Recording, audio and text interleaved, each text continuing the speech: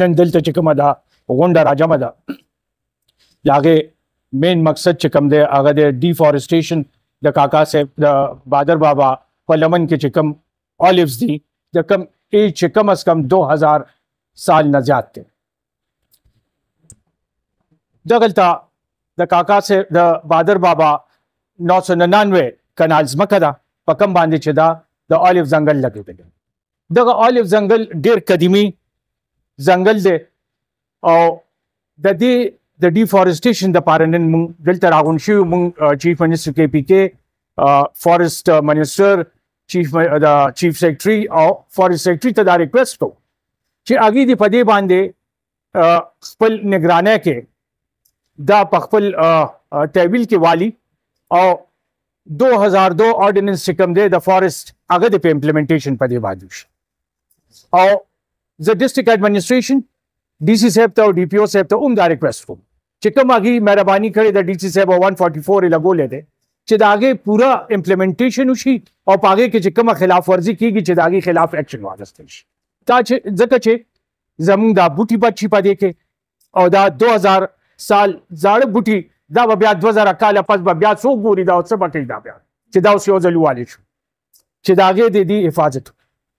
او په هغې خلکو خلاف د ایکشن واخیستی چې کوم چې دي کې شاخ تراشي کوي یا ډیفارسټیشن. مونږ ایز ا قوم نن دا راغونډ شوي زمونږ د نور د هېڅ چا خلاف څه نشته مونږ خالي د دغې بوټو حفاظت ته نن راغونډ شي او دا به مونږ کوو دا حفاظت به مونږ کوو دا د دې بوټو حفاظت به مونږ کوو دا په مونږ فرض دی دا زمونږ بوټي چې کوم دي دا زمونږ د کې پی کې یو اساسه ده. دې ته به سبا دپاره د بار نه ټوریزم دپاره خلک راځي هغوی به ګوري دې ته به بار نه خلک راځي چې کوم په دې فارسټیشن کې کوم چې دلچسپي لري هغوی به راځي ګوري به چې د 2000 سال نه لوی د الیو بوټي چې کوم هلته دي دا کوم قسم دي دا څنګه دي نو دا د پوره ملک دپاره یو اساس ده. نو زه نن د دې پریس کانفرنس په وسادت سره د دې ملګرو په وسادت سره ډسټرکټ ایډمنسټریشن پروونشل ایډمنسټریشن ان فارسټیشن په سیکرټري فارسټ کې چیف منسټر ته دې ټولو ته موږ دا ریکویسټ کوو چې دا ریکویسټ چې زموږ واورېدلی شي چې هغوی په څونه ښه طریقې سره دا واورېدو مونږ ایز ا قوم هغوی سره هر قسم تعاون ته تیار او مونږ دا اساسه به بچ کوو دا زموږ فرض دی مونږ به بچ کوو.